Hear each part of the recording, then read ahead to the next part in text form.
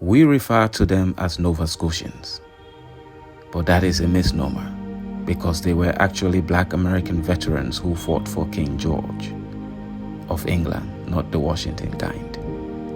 America was fighting for liberty, but the slaves, those who escaped plantations to join the British Regiment of Black Pioneers, did so on a promise of freedom.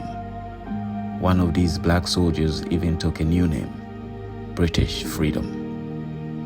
At the end of the American Revolutionary War, these black veterans and their family members were transported to Nova Scotia. One of their leaders, Thomas Peters, was wounded twice in battle. The Black Baptist preacher David George was also with them.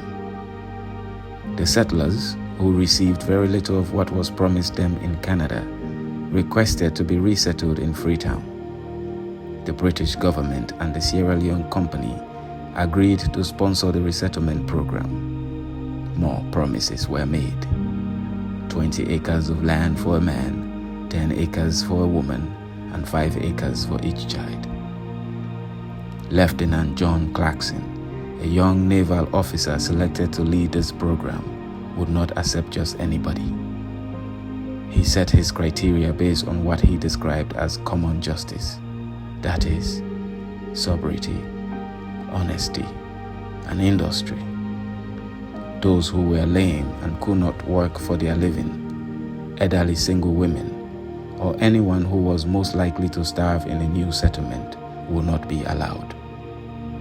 There was one exception though, a 104-year-old lady who pleaded with John Clarkson to permit her to come and lay her old bones in her native country.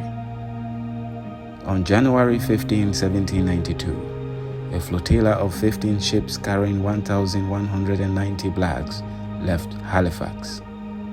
By the time they arrived in Freetown on March 6, 65 had died.